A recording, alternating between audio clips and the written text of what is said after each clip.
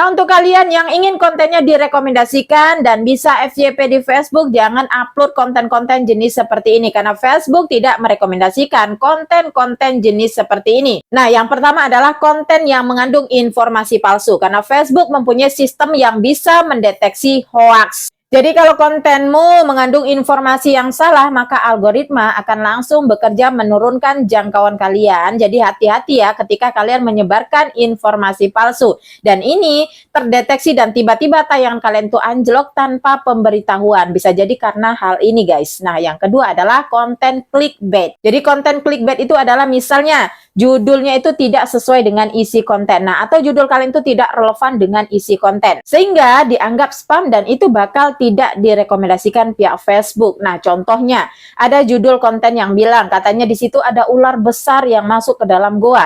Tapi ternyata ketika setelah ditonton videonya sampai selesai, nggak ada seekor ular pun yang masuk ke dalam goa tersebut. Nah, ini adalah ciri-ciri konten clickbait. Judulnya tidak sesuai dengan isi konten. Nah, hati-hati juga buat kalian ketika membuat judul agar kalian itu tidak dianggap sistem sebagai konten clickbait ya guys. Dan clickbait ini melanggar kebijakan mitra dan partner. Nah, yang ketiga adalah pelanggaran hak cipta. Nah, ini bisa saja kita menggunakan video, foto, atau gambar, ataupun bahkan musiknya orang lain tanpa izin. Dan yang paling fatalnya, akun kita itu bisa di-banned oleh pihak Facebook gara-gara pelanggaran ini. Nah, biasanya konten yang mengandung pelanggaran hak cipta bisa aja karena konten re-upload. Jadi, konten re-upload adalah konten yang sudah pernah diupload, apalagi itu miliknya orang lain, misalnya ada foto, ada video, ada gambar, itu kita download dan kita upload di Facebook kita. Nah, itulah yang dimaksud dengan konten re-upload. Jadi sebenarnya konten re-upload itu boleh-boleh saja, aman-aman saja, asalkan kalian pintar dan jago ngedit. Kalian edit agar tidak menyerupai sama persis dengan yang aslinya.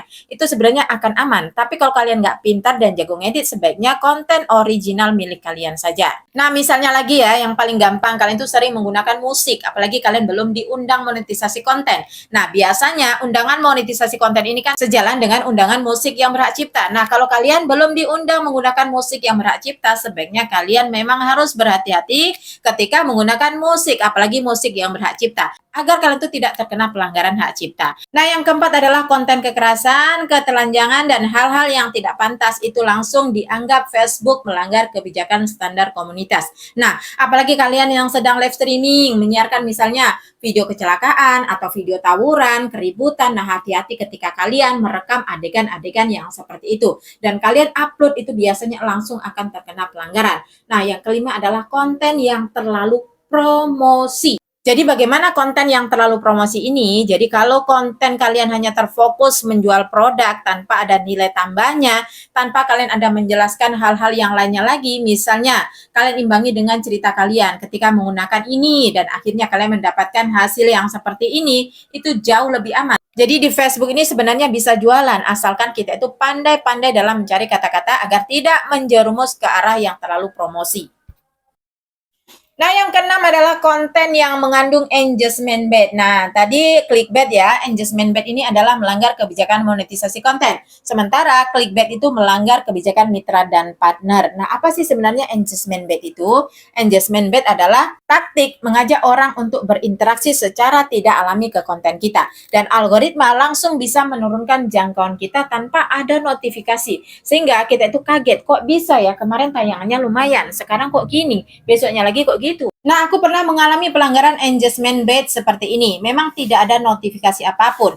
Engagement bait ini seperti mengarah ke judul, misalnya judul kita itu terlalu provokasi untuk mengklik konten kita, untuk nonton konten kita, atau bahkan berinteraksi ke konten kita. Dan sistemnya menganggap ini adalah engagement bait, jadi aku pernah mengalami ini guys. Tayangan aku sekitar 800.000 lebih, hampir 900.000 tayangan, tapi dolar di iklan Reels-nya itu hanya 0 saja. Jadi tanpa ada pemberitahuannya, tanpa ada notifikasinya, ternyata setelah dicari tahu judul yang aku gunakan itu terdeteksi seperti pertanyaan dan mengajak orang untuk berinteraksi ke konten aku. Nah, itu tidak diperkenankan. Akhirnya tayangan yang 800.000 tayangan lebih itu aku hapus karena percuma saja tayangannya itu tinggi tapi tidak ada dolarnya sama sekali. Nah, buat kalian jangan hanya ngonten-ngonten saja terus tapi tidak pernah membaca kebijakan-kebijakan yang ada di Facebook. Karena hal yang paling pertama ketika kalian ingin ngonten, sebaiknya pelajari dulu apa yang menjadi aturan-aturannya. Agar kalian tuh bisa ngonten lebih terarah lagi, agar kalian tuh tahu apa yang harus kalian upload dan apa yang tidak boleh diupload. Sama aja kayak kalian muslim tapi tidak pernah membuka kitab kalian. Nah, ini sebagai contoh aja, jika bermanfaat boleh kalian share.